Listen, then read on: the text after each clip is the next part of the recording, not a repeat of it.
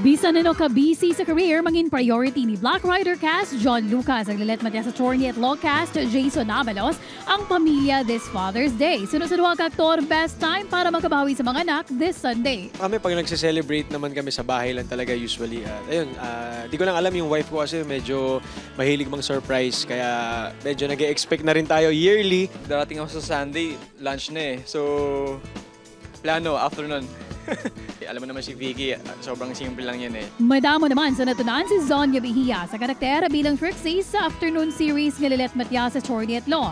Lakip na diri ang pagpanindugan sa kamatuoran. Nagpasalamat manini sa mga naglantaw sa episode kung sa rin natukiban nga may sala si Ino nga karakter ni Joaquin Dumagoso bisan pa kagin patawa ni isang judge nga not guilty.